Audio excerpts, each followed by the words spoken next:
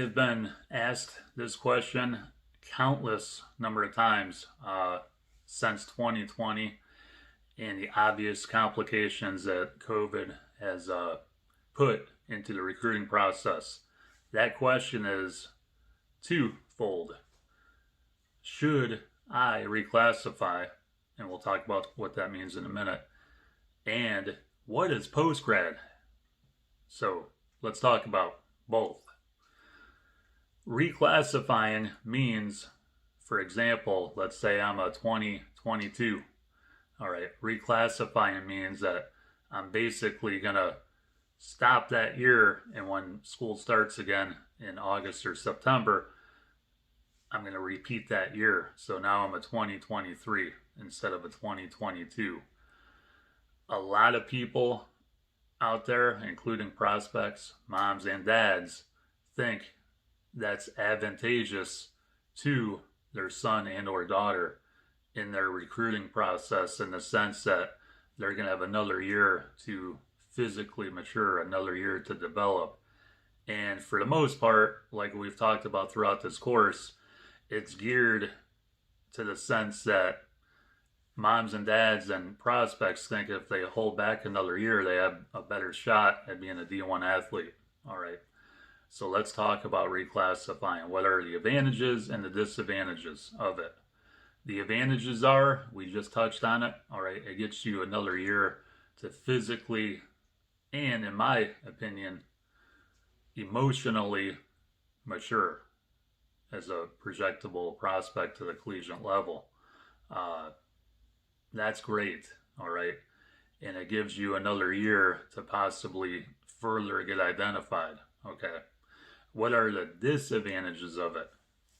All right, in my opinion, this is how I answer parents and prospects when they ask if their son or daughter should reclassify. Normally, I don't focus on the negative. In this situation, I do. All right, you are willingly disrupting your life, most importantly, your social life and your friend circle of friends, okay, that you've been with for years throughout the school process. All right, is it really worth it to hold back a year, or also known as reclassify, in the hopes that you're going to physically mature and your skill set's going to get that much better to possibly start getting recruited by a Division I program? Is it worth upsetting that part of your life? I mean, I don't have an answer for that. Okay, that's on a case-by-case basis, and that's a personal question that you have to ask yourself, prospect, and moms and dads, you have to ask yourselves in reference to your son or daughter, if it's that advantageous that you're willing to do that. All right.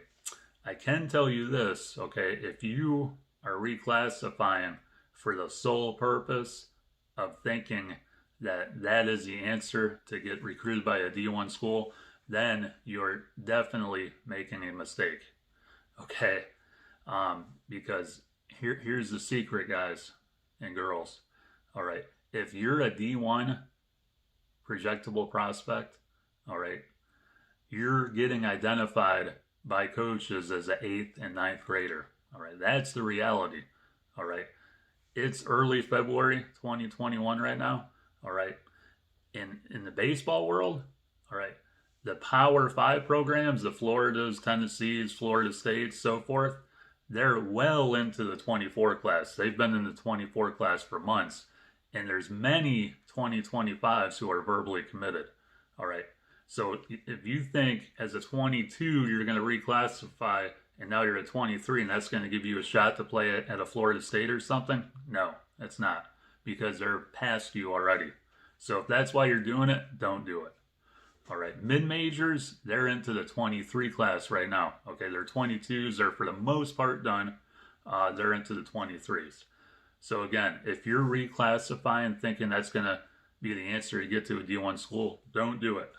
All right, if you're doing it because you're a late bloomer and it's going to make you more projectable at any level of college baseball or college football or basketball or whatever sport we're talking about for you that applies to you, okay, then consider it. What's post-grad? Okay, post-grad is basically a 13th year of school. All right, so you graduated from high school, now you're going to a post-grad program.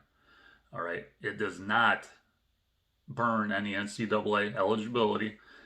Again, for all intents and purposes, it's a 13th year, all right, where you can take classes, you can live on a campus, whatever facility that is, or you might have to rent. Again, each facility is different, but you can take classes at a local junior college to earn AA credits toward your AA degree. And obviously there's the athletic component of it where they have a coaching staff where you can play 52 games a year. Again, we're talking baseball right now. And a lot of the post-grad programs play local and surrounding junior colleges and sometimes NAIAs, but for the most part, local and surrounding junior colleges. And sometimes they play those games. If there's a D1 school in the area, we'll play their games at a D1 field when that team's away on a road trip or what have you. So there's a chance of getting exposed to schools who might be there evaluating your game. It's definitely an option to consider, especially for the junior and senior classes, because it doesn't burn any NCAA eligibility. And if you're not getting actively recruited because you've attacked this process wrong, but now you understand how the process works and you want to kind of give yourself a second shot, for lack of a better term, post-grad is not a bad option, okay?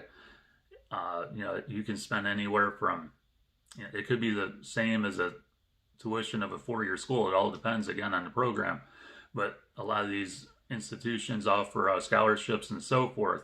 So it's definitely an option to think about if you're not getting actively recruited and you're an incoming senior or you are a senior now. So hopefully this information helps.